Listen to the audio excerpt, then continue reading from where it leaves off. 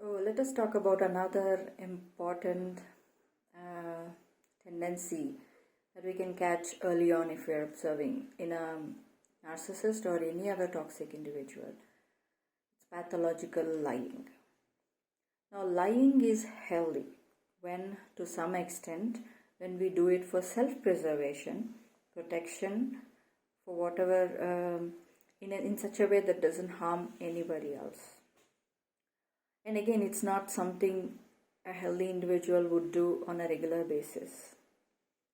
So what happens when lying turns pathological is that they feel this urge, this automatic need to lie about anything and everything. There is no discrimination. Let's say a healthy human is in a danger, or they want to say no, but they know that the other person has a bad temper. So instead of saying no directly, they will make up a story or make up something, and they lie about, hey, I have some other work somewhere, so I can't come or do this or do that or some way. In a very mild way, they make up a story and they escape the wrath of a person who actually could turn violent. Now that's healthy lying, because preservation, self-preservation is very important. Our safety is important. Our well-being is important. So pathological lying, on the other hand, has nothing to do with an emergency situation or escaping a threat or injury of both physical or emotional kind. Any kind of difficult situation, you want an easy way out. Sometimes we all do that, and it's totally fine. So pathological lying is where you just cannot you just cannot tell the truth at all. Like there is this need where you feel the need and urge to hide details of the truth, facts. You just cannot tell the truth. So these narcissists and all damaging toxic people, what they have in their it's like it's in their bone, is that they cannot tell the truth. They don't even have the tendency to tell the truth. They don't like the truth. To go further, they don't like the truth. In some cases, when the truth is about them, they despise it. So what they do, they lie about every small thing.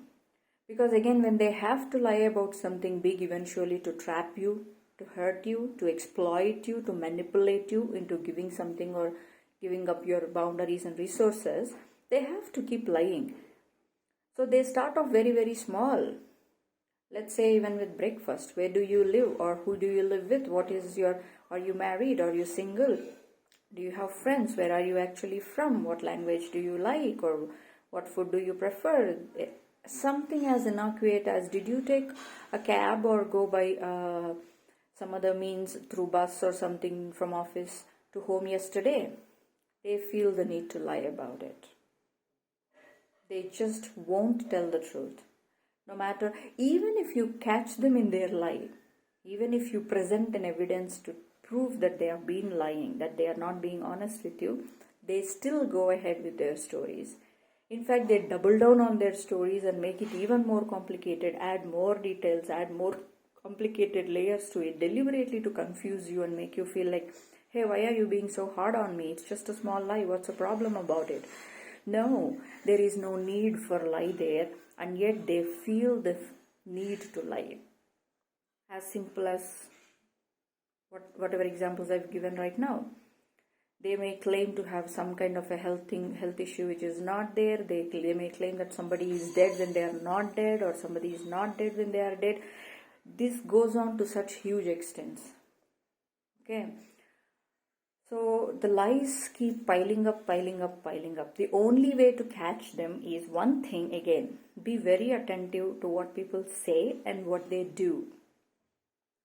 Because every single one of these pathological liars, their lies are so exaggerated and empty that if you are a smart person paying attention, you catch them very soon. You catch them in their own lies. You don't have to be caught up in their lies, because that's exactly what they want you. They want you to get caught up in the cloudiness of all these one lie after another, because they are actually checking you.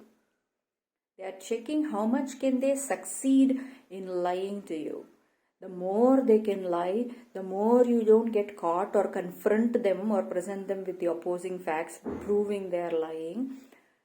Even if you prove, like I mentioned, they still won't budge. They will go to another detail, other layers, add more layers and just confuse you. That is why to confuse you, to keep your mind in a state of unsharpness is their primary goal. To take you off your ground, to shake your foundation, to keep you feel thinking like as if you are being paranoid or you are being a negative person. Why can't you just be this normal person who just allows me to say and do whatever I please? Why are you confronting? Why are you picking my lies? And why are you showing it to me? I hate it. They hate it. So they simply cannot tell the truth, and they don't like the truth. They hate the truth, and they hate it even more when a person catches them in a lie and keeps catching them in a lie. They are a threat to them. Because when they are wetting you, testing you, examining how many lies and how many kinds of lies and how many layers of lies and deception I can create with this person before they actually catch on to me. Or are they tolerating and enabling in the name of being nice or polite or whatever? Or are they dumb, like they cannot even see that I'm lying? What I'm saying and what I'm doing is extremely different, and yet they cannot catch on to it. These are the kind of people they want, who blindly just believe in them, whatever they say, whatever they claim, whatever BS they feed people. Because tomorrow they will use that as a tool to use you for something else. So unwittingly you become part of some other drama that they are creating, and then it keeps going. There is no ever ending, because all toxic patterns, all unhealthy destructive patterns, all personality disorders, they keep going in loops. That is why if you're smart enough, you can always catch them, because it just never ends. If it's not you, it's somebody else. It's not somebody else, it's somebody else. It's not at work, it's at home. It's at home, it's in a romantic relationship. It's with families, it's with authorities, it is with this person, that person. There is no filter.